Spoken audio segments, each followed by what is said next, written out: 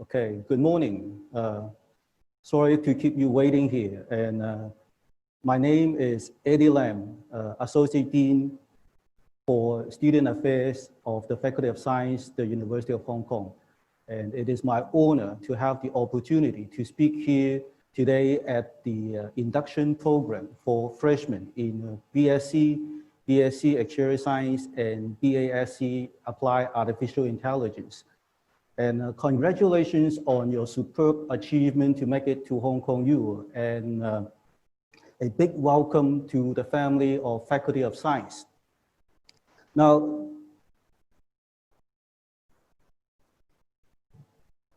this is the rundown of today's induction program. And first of all, Professor Matthew Evans, the Dean of Science, will give you a welcoming speech. And then I'll give you an induction seminar, and then we have some experience to be shared by 3 science fresh graduates. And I would like to go back to the first slide that the theme of today's induction day is live up your dreams, even though we only have very little time to talk about your dreams. But remember, this is kind of the theme of today's induction day. So maybe we can start with the welcoming speech by Professor Matthew Evans, our Dean of Science. Thank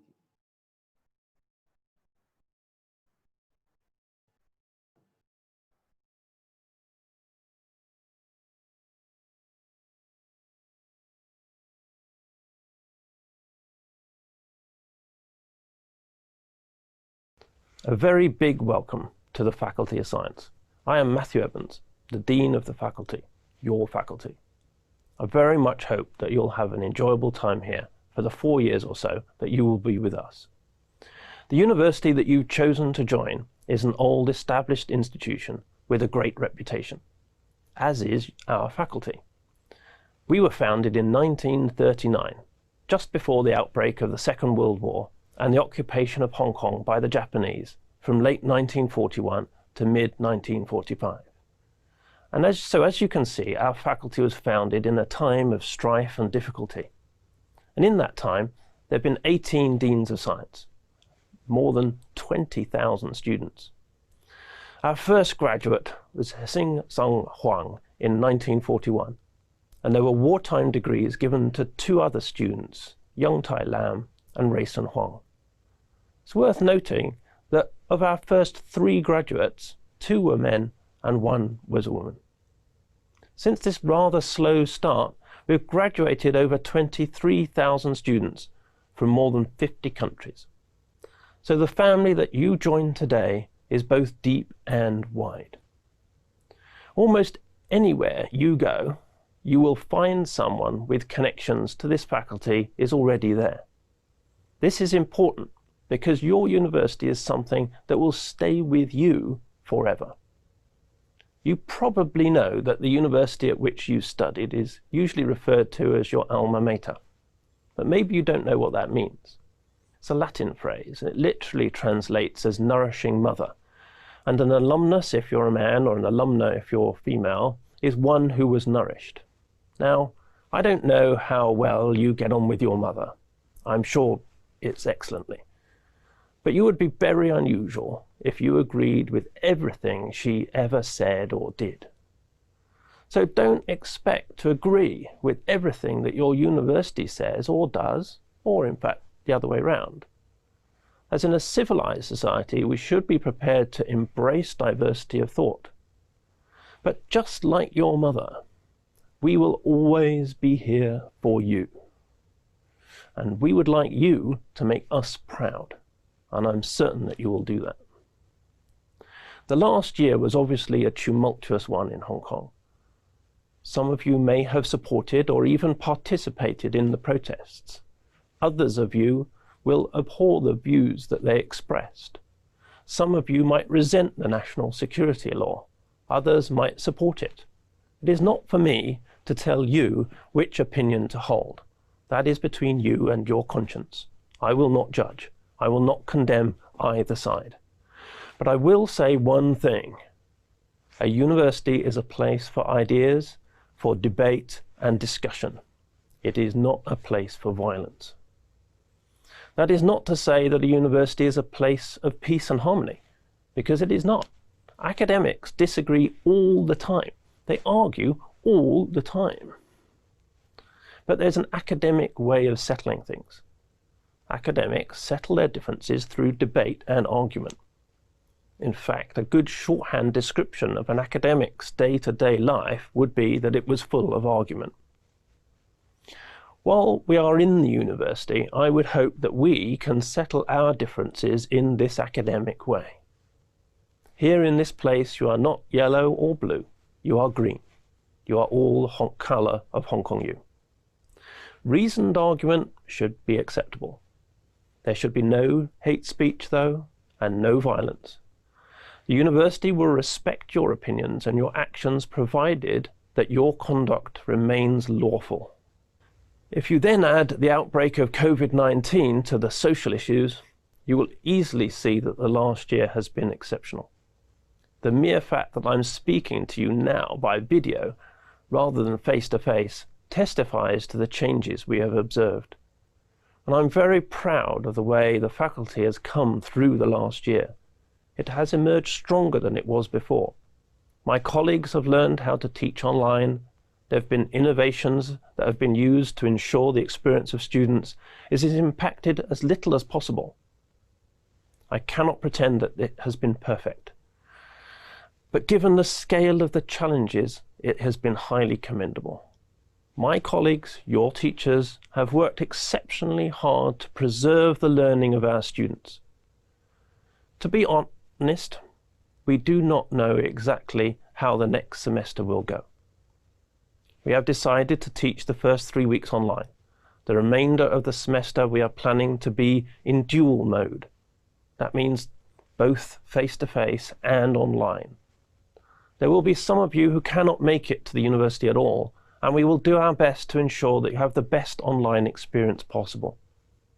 But there are some forms of teaching that are difficult or even impossible sometimes to actually put online. Field or practical teaching, for example. If you can make it to classes when face-to-face teaching is possible, then please do your best to do so. We will keep you informed, so please check your university email accounts regularly for updates. Science is an amazing adventure. I hope that is a statement on which we can all agree. After all, everyone watching this is a scientist. Whatever our field of study, we aim to push the boundaries of what is known in an effort to better explain the world. We may be interested in the far reaches of space and understanding how the universe formed, or in understanding how the amazing biological diversity found on this planet was produced by evolution, or perhaps by uncovering new drugs that might help to fight the diseases of mankind. All of these and much more are scientific endeavors. And in all scientific disciplines, we are interested in developing new knowledge, in debunking erroneous ideas, and producing a better understanding of the way in which part of the world works. As Edwin Hubble said over 50 years ago, equipped with his 5 senses, man explores the universe around him and calls the adventure science. So undertake your own adventure while you are here, and do not be afraid to make mistakes. We all do. You need to take risks. If you are not making mistakes, you are not taking enough risks. Safe science gets us nowhere. In a very real way, all scientists know that everything we know today is actually wrong. That means that if what we are aiming at is a complete and total understanding of phenomena, then we currently aren't there. There is every chance, and I really hope that this is the case, that someone watching this will discover something that proves some widely held fact is in fact an error. But remember, science, while it's built of facts, like a house is built of stones, but an accumulation of facts is no more science than a heap of stones is a house. The important part of science lies in the explanations provided for the facts, which are the observations and experiments that scientists make. These explanations are hypotheses, and they are always provisional and always open to being found incorrect. New facts, hypotheses, or theories can come from anywhere. They may be advanced by technology. For example, physicists have spent about $9 billion on the Large Hadron Collider, which has found evidence consistent with the existence of the Higgs boson. But so far, they've failed to find anything that challenges the standard model. Another example in the field of genetics, which has been transformed by the ability to sequence DNA following the success of the Human Genome Project, which cost about $5 billion. More importantly, scientific advances can come from anywhere. The two projects I just mentioned were international collaborations with funding and personnel being drawn from all over the world. Science is one of the most truly international activities. It does not and should not matter who conducted the science, what language she or he speaks at home, what currency his or her salary was paid in, on, for that matter, with which gender that person identifies. I have personally collaborated with people from the UK, Ireland, United States, Canada, Germany, China, Japan, Argentina, Brazil, Jamaica, and I could go on. Of our staff in the faculty, about 40% come from outside Hong Kong and China. This is how it should be. In a world-leading university like Hong Kong U, we should be bringing the most talented individuals we can find to teach students and conduct research in the university. HKU is currently rated as the world's most international university. If you look around you when you're in a class, about 20% of the students won't be from Hong Kong, and about half of those will not be from China. I hope that you will recognize that while you may come from different countries, you are all members of this HKU Faculty of Science family. You have far more in common than what divides you, because you are all scientists. So welcome to the faculty. I hope that you'll be very happy here. Remember your time at HKU fondly in years to come.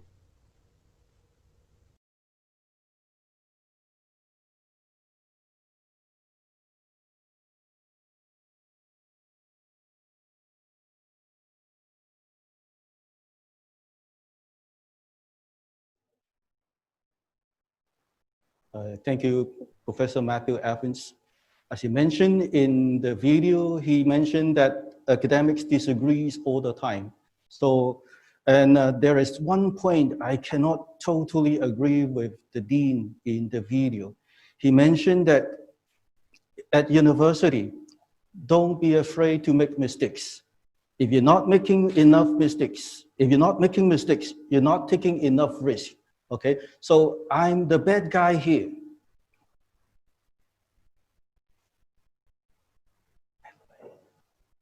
To tell you a little bit about the study at Faculty of Science.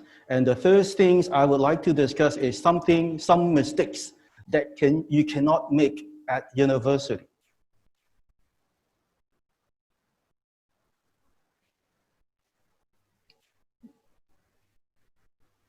Okay, the first thing is very important, which is probably new to a lot of freshmen, which is plagiarism and regulations of discontinuation. So what is plagiarism? Plagiarism refers to using some person's ideas and information without properly acknowledging that specific person as the source. And this is an act of fraud. And academic misdemeanor is a serious disciplinary offense. The situation is particularly severe in course assessment involving submission of report, poster, presentation where students have been caught copying materials in bulk.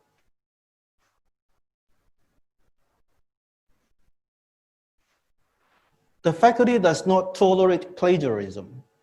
Commitment of plagiarism could result in severe penalty and disciplinary action, including reprimand and discontinuation. And details for plagiarism can be found in the Faculty of Science homepage. Like you might wonder in what situation I would be defined as having committed plagiarism. For example, copying text, work, graphics from internet, books, or any forms of information without proper paraphrasing or acknowledgement is a mean of violating academic honesty. And one should not say that you don't know, okay? Because at the University of Hong Kong, we have a plagiarism checker called Turnitin. And very often when you submit your work, your assignment, your essay, your project, you will have to submit through the Turnitin, which is a plagiarism checker. And they will check the similarity of your work with those already exist in the literature.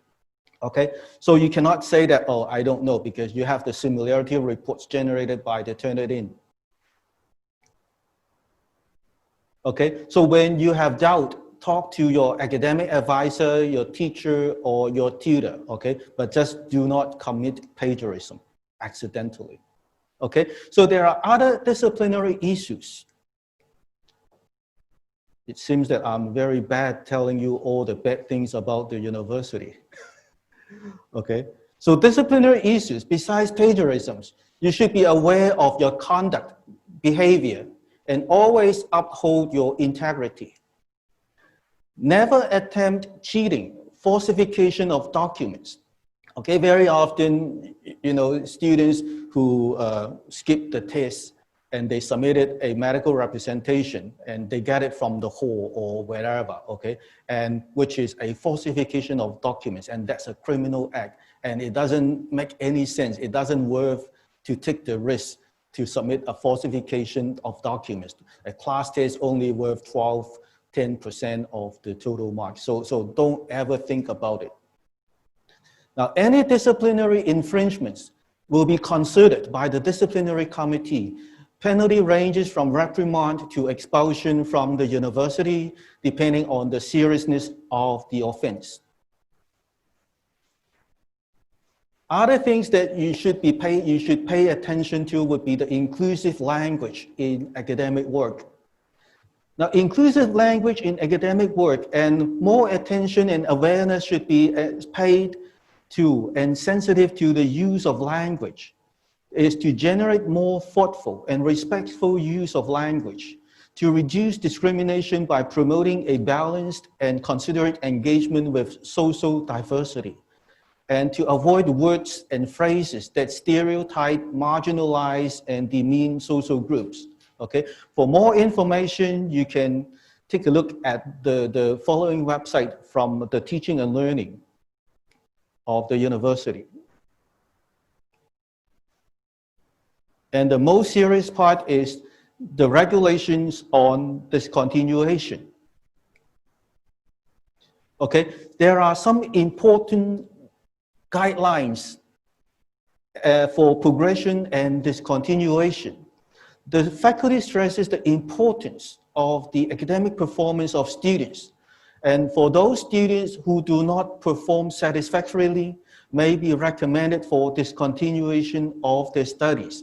Now, the following apply to all three programs, the BSc, the Bachelor of Science, the Bachelor of Science in Actuarial Science, as well as the BASc in Applied Artificial Intelligence. The rules will also apply, okay? The rules are fail to complete successfully for 36 or more credits in 2 consecutive semesters, not including the summer semester, except where they are not required to take such a number of credits in the 2 given semesters. Or fail to achieve an average semester GPA of 1.0, which is equivalent to a level D, okay, or higher for 2 consecutive semesters, not including the summer semesters, or exceeded the maximum period of registration specified in certain places in the student handbook, unless otherwise permitted by the board of the faculty. And this maximum period is usually 6 years for all 3 programs. Okay, 6 years. So make sure that you don't commit these mistakes. Okay, also a student whose performance at examinations or in coursework or in such class tests as may be held from time to time is unsatisfactory, or in the case of a higher degree student whose progress is unsatisfactory, may be required by the Senate to discontinue his studies. And for those students who are recommended for discontinuation of their studies, will be interviewed by the Faculty Review Committee on Student Performance and Discontinuation before their cases are considered by the University Committee on Discontinuation. We call it COD. And the FRC normally meets in January, February, and July every year, okay? So I don't really want to see you in the FRC, so please, perform satisfactorily in your academic performance.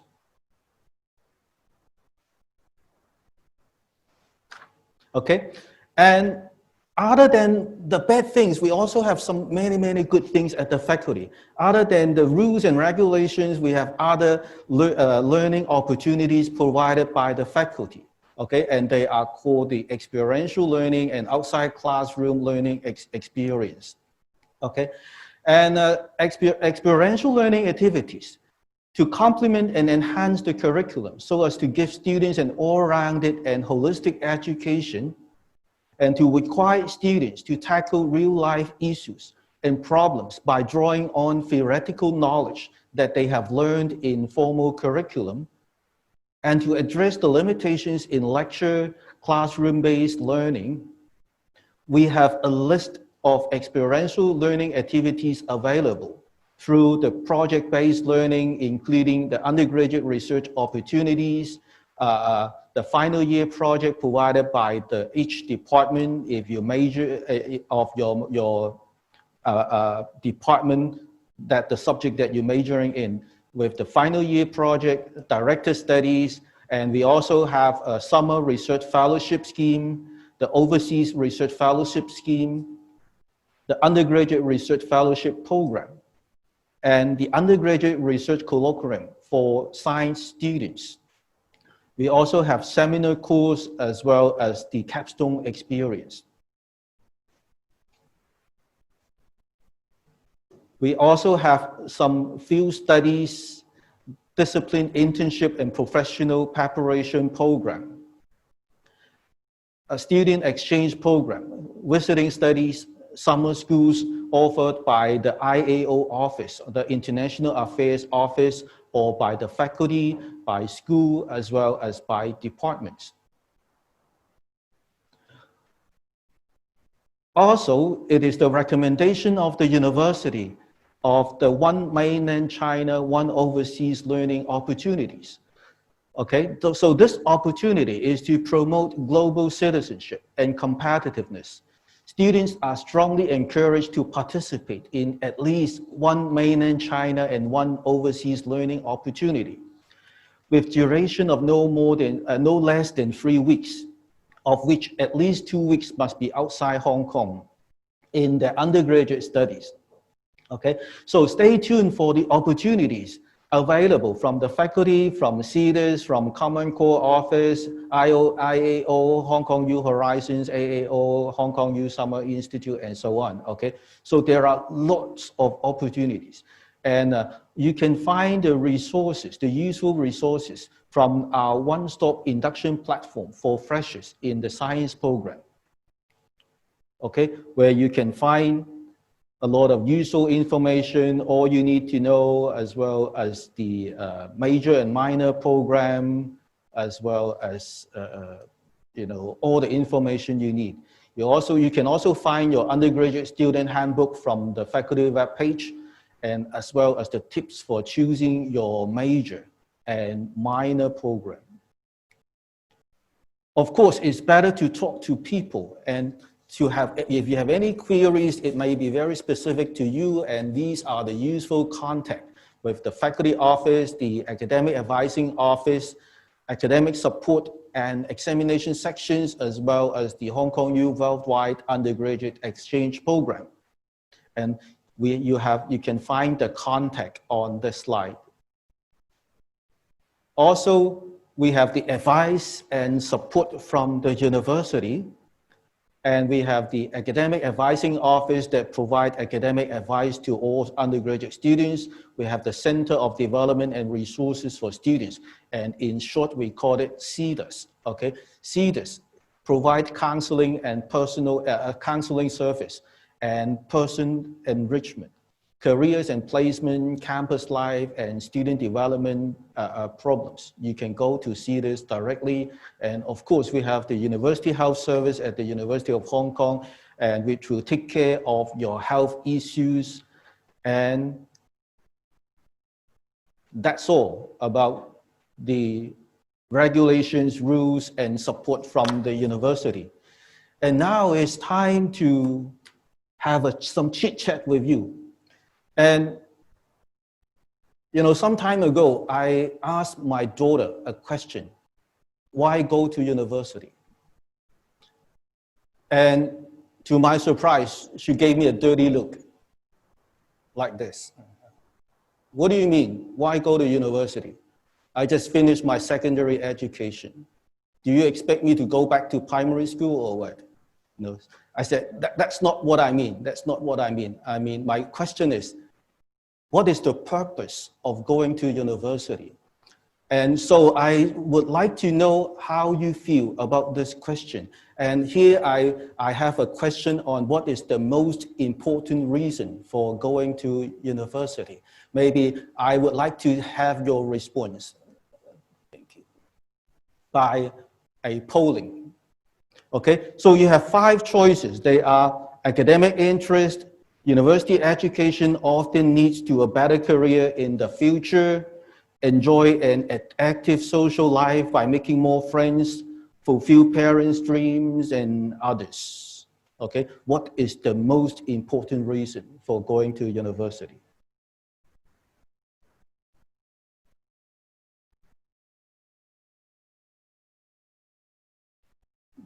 That sounds interesting.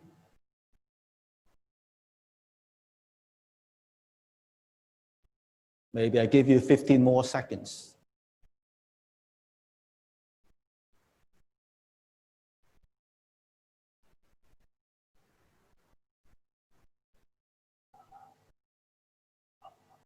Thank you. That's very interesting, almost 50%. You know, I'm a statistician. I forgot to introduce, I am from the Department of Statistics and Actuarial Science, and I'm actually a statistician. Now, about 50% of the respondents, how many people responded? About 400 students, 400 respondents. Out of the almost 400 respondents, 200 replied that university education often leads to a better career in the future. And then about 40% is for academic interest.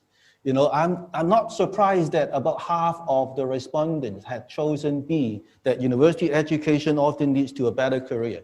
Mainly because, you know, Hong Kong is more quite material, okay? So money is very important in Hong Kong. But maybe I can ask another question. You know, this is inspired by another induction program. You know, I just knew that, you know, something called 5 things of university. 5 things of university. So what are the 5 things at university? And here we have A, study; B, become an EXCO member; C, experience whole life; and D, get out of the pool by finding a boy or girlfriend; and E, find part-time jobs. Okay, now I add another one here is fight for your dreams. Okay, fight for your dreams. Okay, so I would like to have your response as well on this question. What do you want to do most at university? Can I have your response, please? 5 things of university.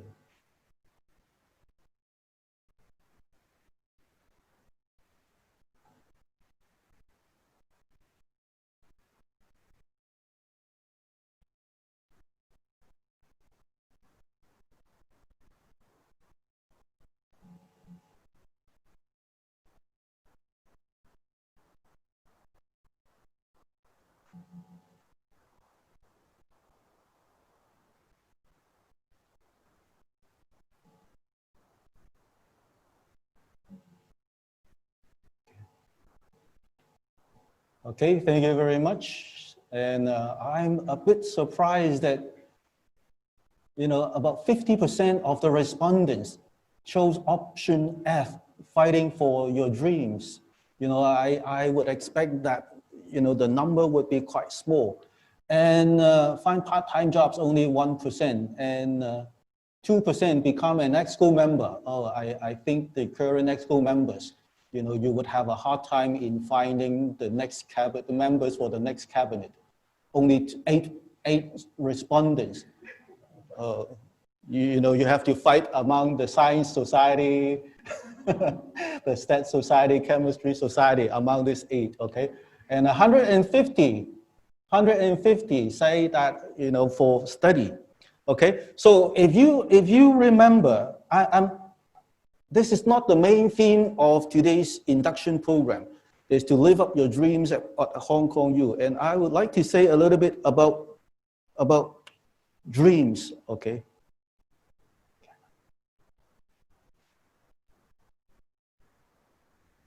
To live up your dreams at Hong Kong U. You know, I like to use some famous quotes by some celebrity. And here I'm going to make use of 3 quotes about dreams. Okay, the first one is, there is no difference between a man without dream and a salted fish, okay, and a salted fish, which is a dead fish, okay? And this is from a dialogue of Stephen Zhao, a very famous comedian, actor in Hong Kong. And it's a dialogue of Stephen Zhao in his movie Shaolin Soccer, okay? That's the first one. There is no difference between a man without dream and a salted fish. And the second one is, if you don't dream, you might as well be dead, okay? Which is, the 2 quotes are quite similar. This is by George Foreman. George Foreman is an American professional boxer and Olympic gold medalist in 1968, and he is a black boxer, okay? Which is quite difficult for black men to become famous in the United States in the old days. And the last one is, you have to dream before your dreams come true, by Abdul Kalam, which is an Indian aerospace scientist and the president of India between 2002 and 2007, okay? So I would like to choose this as, you know, to tell you a little bit about dreams, just to share with you. And mainly because in the first polling, you know, about 50% of the respondents, 50%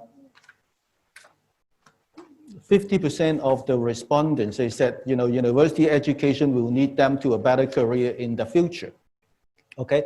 So now, several years back, I bumped into 2 students. I bumped into 2 graduates, actually.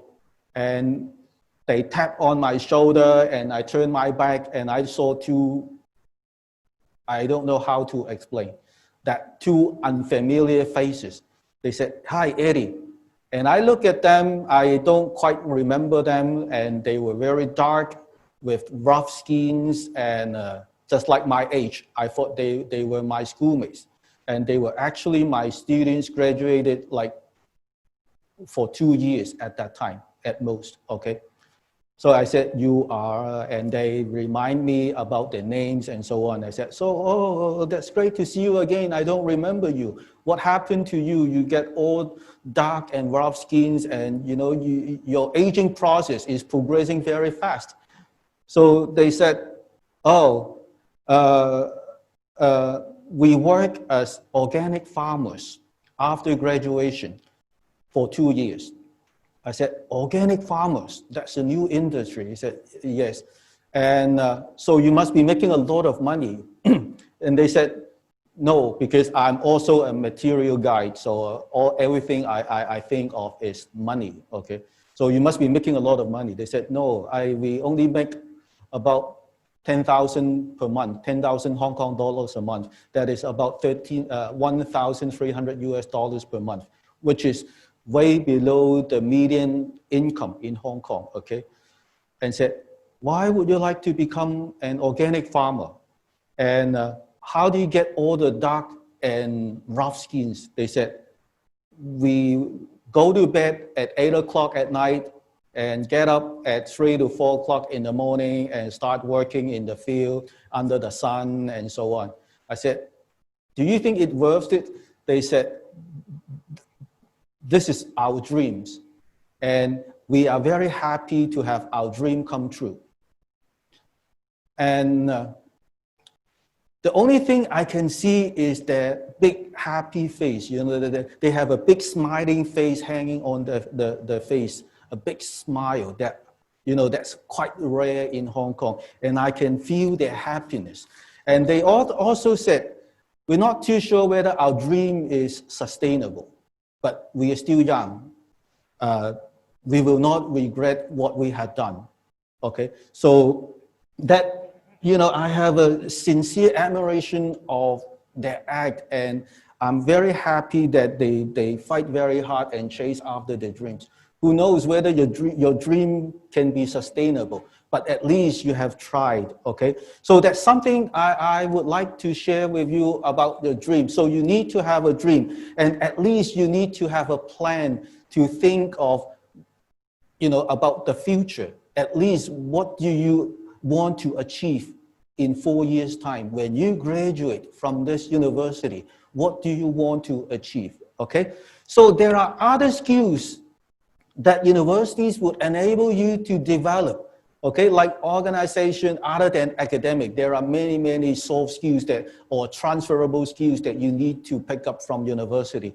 They are the organization, ability to cope under pressure, research and evaluation, analytical skills, communication skills, adapting to new environments, teamwork, conflict resolution, problem solving, dedication, enriching your network and make lifelong connections, developing employment skills, and so on, okay? So for your dreams, you know, if you have a dream, then you can prioritize what kind of skills you need to equip from the university, okay? So just wishing you a very happy and fruitful university life, and enjoy your university life. And next, I would like to invite some, we have some students sharing, and let's see how they chase after the dream. And the first graduate I would like to invite is Miss Anna Shea. I haven't seen her for quite some time. Shall I make it? Anna is a fresh graduate from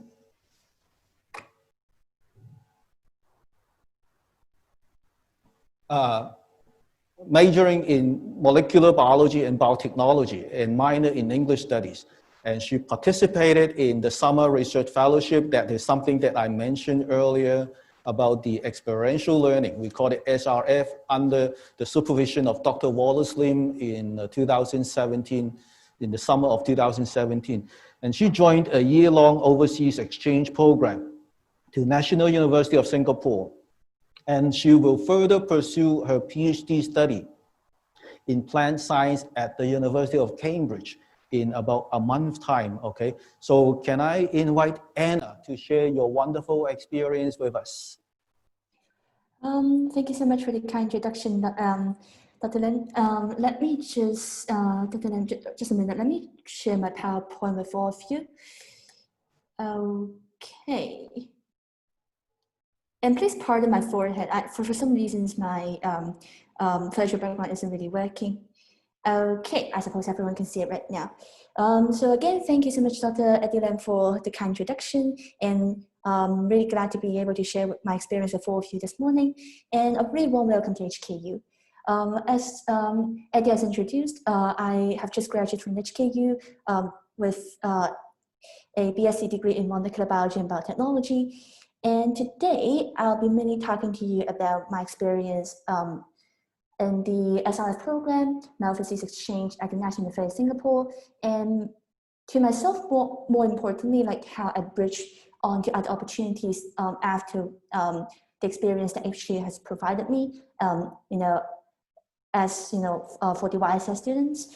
And finally, I hope that I can give you a few tips, which hopefully will help you to do whatever you want to do in uni, especially if you want to pursue research like me. So for the summer research fellowship, I actually started in university knowing that I like plant sciences. So I applied to do a project on chloroplasts with Dr. Wallace Lim in the summer of 2017, which lasted 3 months. It's totally fine that you don't understand what my research topic is about. I didn't have any idea back then.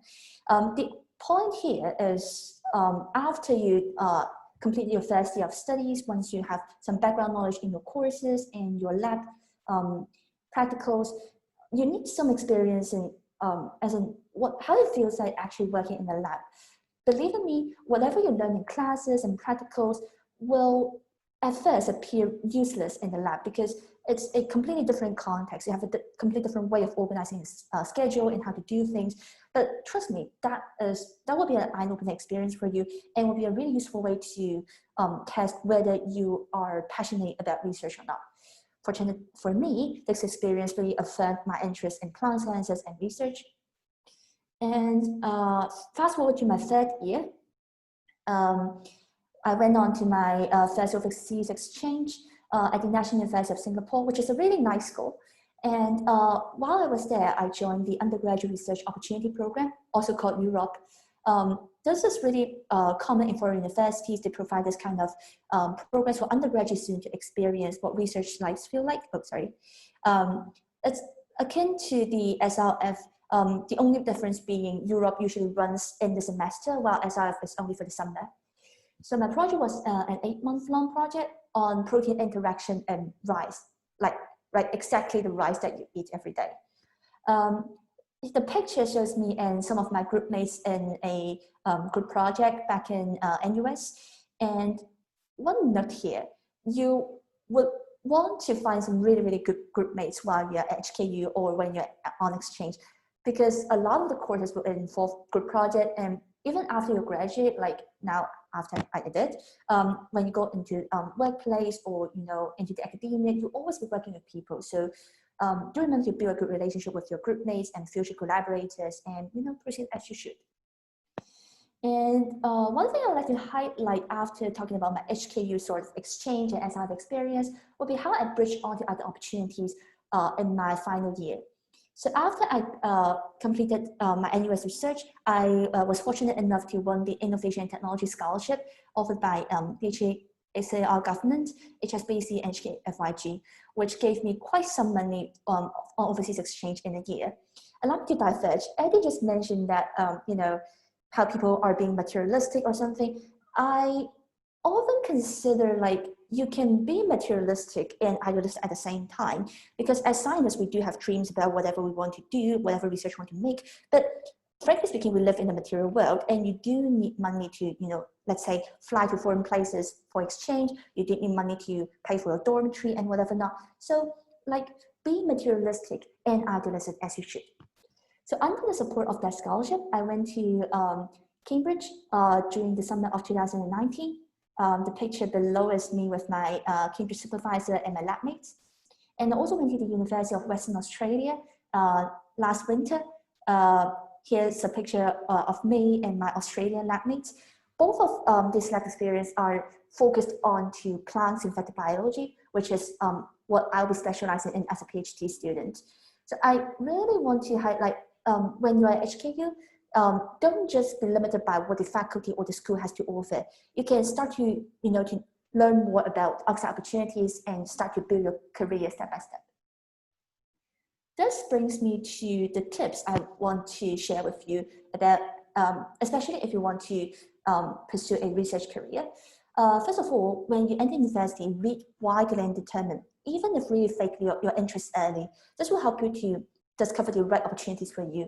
As I mentioned, it was because that I knew I was fakely interested in plant biology that I chose the SRF project, which basically paved the way for everything that happens after. And as I mentioned when I was talking about my SRF, you must be ready to learn on the job. A lot of things that your courses and your lab practicals teaches you wouldn't really exactly prepare you for even your first lab internship. So be open-minded and be ready to learn the job. It's okay to fail. It's okay to not know anything, but it's not okay to stop learning. And this one may be a bit more administrative sort of thing, but do check your email, because a lot of scholarship and foreign exchange opportunities will be announced via mass emails. And trust me, you'll receive tons of it. I believe most of you are receiving tons of it right now, but do you spend like 5-10 minutes every day to filter your emails? You wouldn't be disappointed. And my final tip would be ask about anything and everything. Like, you see, the worst thing that could happen is that people will say no to you, which doesn't really hurt because, well, it's just a no, right? But if they say something yes or no, but you're going to get some useful information that you might not get otherwise. I hope my sharing has been helpful, and best of luck to all of you, and wish you a fruitful 4 years at HKU. Thank you so much. Okay, thank you very much. I remember that Anna asked a lot of questions when she was doing her undergraduate studies, but very often she did not listen. She just get your advice and then, you know, to think logically and to decide what is best for her. And I agree with you that, you know, there's nothing wrong to be materialistic because, you know, this is Hong Kong and nobody, you know, everybody wants to be rich and nobody wants to be poor for sure. But at university, there are so many things to do. And one thing that you must learn at university is time management, okay? So you have to prioritize what is the must-do list today, okay? What is the must-do list, the top of the must-do list, and then you make use of your time management skills to find what is the best for you at university. So maybe I can invite the next graduate, Mr. George Wong. And George, I haven't seen him for quite some time as well. And he's a fresh graduate majoring in chemistry. And he's a student tutor of one of my course for 1 year. And he participated in the summer research fellowship in the summer of 2017 and 2018, and participated in the University Research Fellowship Program in 2019. And he's the first runner-up in the UG Undergraduate Research Colloquium in 2020. And he will further pursue his PhD study in chemistry at the University of California, Los Angeles of the United States in the coming September. And George is majoring in chemistry, but he's a peer tutor of my course teaching quantitative skills. And you know, how did you do it, George? Can you share with us? All right, yeah. Well, hi everyone. My name is George. So as like Anna, I'm also a recent graduate from the University of Hong Kong, and I currently major in chemistry. So just a brief introduction. During my 4 years in the University of Hong Kong, I was, you know, just the same as you guys. When I was in year 1, I was just looking out for opportunities, whether it's academic or non-academic, and see like, you know, what kind of science really interested me. So I participated in many of these research fellowship schemes, including the Summer Research Fellowship and the URFP, and also had questions whether, you know, what was life like if I were to study abroad. So I also did some semester exchange. So firstly, I would like to share my experience during my summer research fellowship. So back in year 1, I was like kind of interested in inorganic chemistry, especially those that, you know, have really good application in the energy or environmental field. So I was looking out for some professors in the University of Hong Kong, and I was fortunate to be able to find undergraduate internship positions and get some lab experiences. So I think if you were to engage in these research opportunities, it's very important to ask good questions, you know, understand how the lab environment works, how the structure works, and how to, you know, organize your own projects. So these are very important skills that you can't really get through listening in the lectures. And also you get to, practice your interpersonal skills and talking to your, the other academics within the lab. And it's very easy to find these professors, really. You have to just email them and be proactive. And then you can also find, go on to the Faculty of Science website and ask for, support in terms of like the financial stipends and stuff. So for this particular scheme, I was also invited to do a poster presentation. So that is where we are presenting our work that we've done during the summer. And again, there was like, during this presentation, you basically practice your oral skills and learn how to present in a more academic format. So apart from doing the summer research fellowship scheme, I also wanted to, as I said before, wanted to go outside, go abroad, learn about the world, because Hong Kong is just a very small place. So I would like to, first of all, point out that I was partaking in the HKU, Worldwide Undergraduate Student Exchange Program during my third year, hosted by the International Affairs Office. So a tip for you, if you want to, I'm sure some of you would like to go to exchange and, get some overseas education.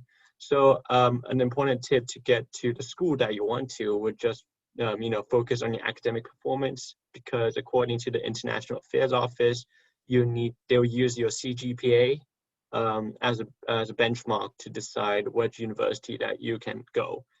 And so, yeah, you gotta study hard if you really want to get to a good overseas schools for exchange. So I was lucky enough to get to University of California, Berkeley for my research. And during this time, I was also wondering whether there would be an opportunity to do research overseas as well. So I basically kind of contacted the Faculty of Sciences and asked for asked for my enrollment into the URFP program. And luckily enough, they provided me a stipend for me to do research work for landformite complexes during summer in Berkeley. So a good lesson that I've learned is to really, so when you want to do something, you really need to ask yourself questions on how to achieve it. For example, when I was trying to plan out my overseas research, I had to ask myself, how do I find professors? How am I supposed to, get enough time so I can, obtain this award? How am I supposed to do my visa application and so forth? So regardless of what you do in university, always have a good plan. So apart from the research programs I've talked about, the Department of Chemistry, and I'm sure other departments as so, will have these experiential learning and exchange opportunities that are available on their website. So really do take the time to do your research and find out what opportunities there are. So, and specifically for the chemists within the Department of Chemistry, I can tell you that they have really improved a lot in terms of their experiential learning and exchange opportunities. When I was in year one, there weren't that many, but now they're really pushing it up, and I'm glad they're doing this. So if you can participate in these programs, and I'm sure it'll provide you more skills, more beneficial skills in the future.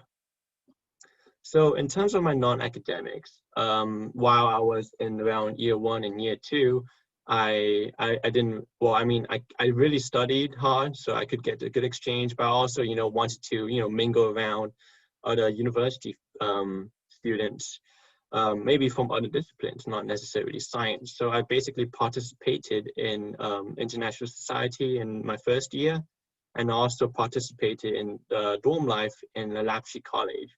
And just like as Professor Eddie Lam said, I also, wanted to get some tutor experiences. So there are some experiences. Maybe you could reach out to your professor if you want to tutor a class.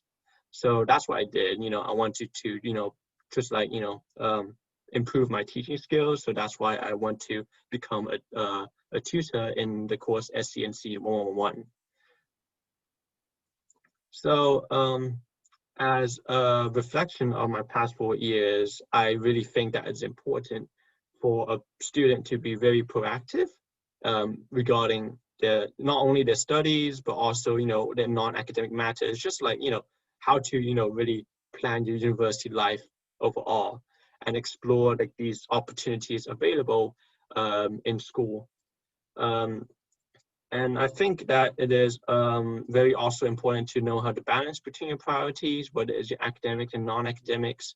As me, as a personal story, when I was in year 1 and year 2, although I did participate in non-academics such as these societies, and year 3 and year 4, I realized that, my future career, I wanted to do research. So I really had to put the hard work in my remaining years to get sufficient academic credentials to get into my the desired university for my graduate study. So whether it's you want to pursue an academic career or whether you want to find internship elsewhere, you really have to be proactive and constantly searching for these learning opportunities. So thank you very much for inviting me, and I hope you guys will have fruitful 4 years ahead. Thank you. Okay, thank you very much, George. And I just noticed that Anna and George, they mentioned something very important as well, and they have some common characteristics, that they take the initiatives to explore opportunities by asking a lot of questions and see what they can do. But they were not just sitting there waiting for opportunities to come, okay? So at university, if you don't stand up, nobody will notice you, okay? So make sure that you be proactive and, explore more to find out what's best for you at university. So finally, I would like to invite Ms. Christina Zhao to share with us her experience at university. Christina, please.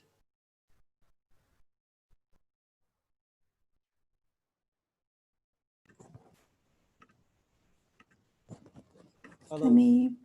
Let me put up my PowerPoint. So hi everyone, my name is Christina.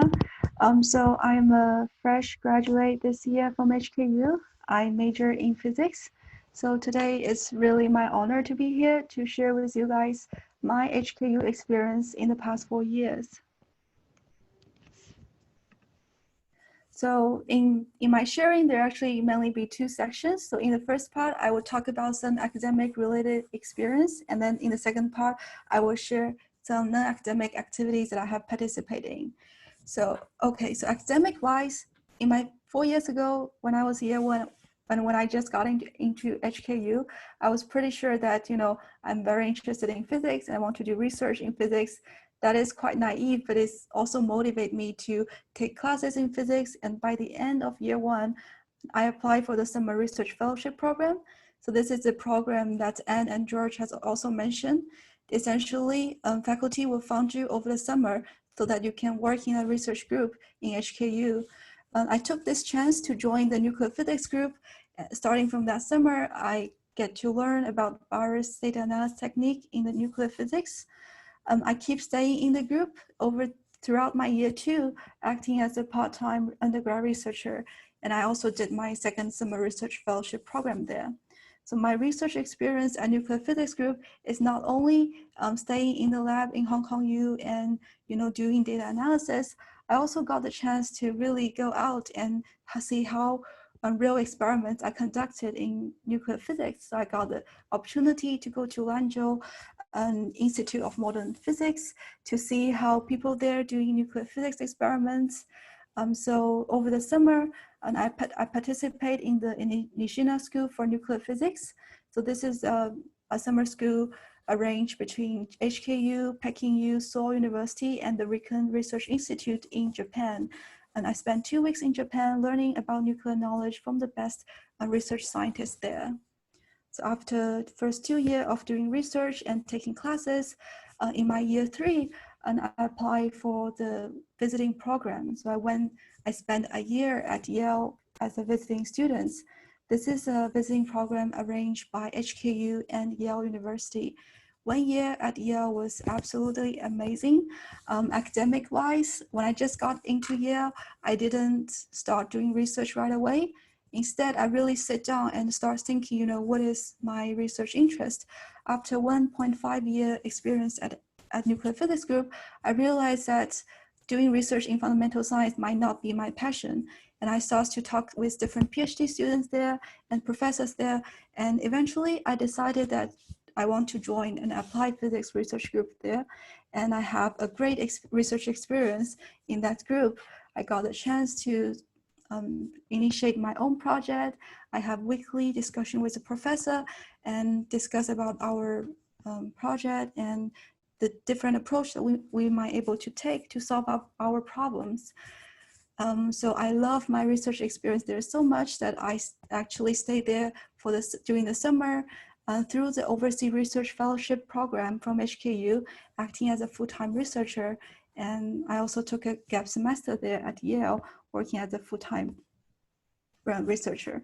So after 1 year research experience at Yale, it's really helped me develop my own research interest in that particular field that I realized I'm willing to spend future 5 years to learn more about it. And this led me to apply for the grad school program. And in the coming fall, I will be joining Stanford as a PhD student. So this is the academic related experience I have in the past 4 years, but college life is not only about research and taking classes. And I also participate in many non-academic related activities. So in the winter holiday, I went to Korea and participate in a intercultural collaborative project with students at SKKU. And I joined the Oxford Global Leadership Initiative Student Forum, discussing what is a good leader with people from Oxford. I also joined a residential college in my year 2. So in our hall, there's many different activities. One of the most memorable one is this 38-kilometer round island marathon. I'm super bad at running, and that's actually that's very tough, the whole marathon. But looking back, I'm glad that I made it to the end, and it's a very memorable experience for me. And during my stay at Yale, I also took this opportunity to visit states. I made great friends there. I visited my roommate's hometown, which is in Connecticut. And I went to DC and paddling with other visiting students. One of the fun story is that I always have the dream of taking care of a cat and having my own cat. And this dream accidentally come true during my stay at Yale. So I was able to help my landlord to taking care of her cat over the summer. And it's just sweet to have the cats accompany over the summer while I'm doing research. And that's all of my sharing, and thanks for listening. Again, welcome to HKU. Okay, thank you very much. And thanks for the sharing by the 3 graduates, and wishing you all the best in your studies, in your PhD studies. Okay, here we come as time is running out. Okay, and as we have too many participants today, we have about 400 to 500 participants today, and I'm sorry that it is impossible for us to have any interaction, even chatting on the internet and so on. But if you have any questions in planning your study ahead, okay, if you have any questions in your in planning your studies, please feel free to let us know. Okay, go to your academic advisor, your student peer advisor, as mentioned by our student speakers, our graduates mentioned many times. Ask questions, be proactive, okay, and make sure that where you're going to find out the direction. Now, if you have further questions, and the best thing to do is to find your academic advisor or your student peer advisor. And here you can find on the Moodle webpage. You can find on your Moodle webpage here and go to the Student Center, self-service Student Center, where you can find the advisor on the right-hand side. Okay, the red circle, oval on the right-hand side is the advisor. You click on it, you can find your academic advisor and your student advisor. Okay, and there you can find the contact of the two advisors if you have any questions about planning your study. And also the Faculty of Science has organized the student peer advising live chat. Okay, yesterday and this week and next week's main theme is on course selection. And yesterday we talked about the food and nutritional science, and starting today we also have the molecular biology and biotechnology, mathematics, decision analytics, statistics, and so on, up to September the 3rd. And then also we have the research opportunities at Hong Kong U Science on September the 4th, Friday from 3 to 4, okay? So make sure that you attend this talk to explore the research opportunities from the science faculty. And also we have the biochemistry, biological science, and so on. And exchange opportunities will be held on September the 11th. You know, every Friday we have some highlights, okay? So make sure that you come to our Friday's live chat. Friday, 11 to 12, okay? The SCNC 1111 class ends at 10:30, so this is the right time. Okay, so if you have any questions, please, you know, at least you visit our live chat and talk to our student peer advisors.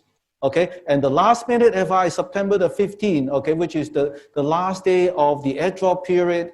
And last minute advice, try not to be a deadline fighter. If you have any questions, go to seek help from your student advisor and your faculty advisor or your major minor program advisor. And I think it's the right time to stop. Now, how does the faculty contact you? And the faculty will contact you by email to your Hong Kong U email account. Now, students have the responsibility to check your Hong Kong U email account daily and take timely action accordingly. Now, always read the email sent by the Faculty of Science. Always read the email sent by the Faculty of Science, okay? Now, please keep the faculty updated of your contact information, like the telephone address in your student information system account.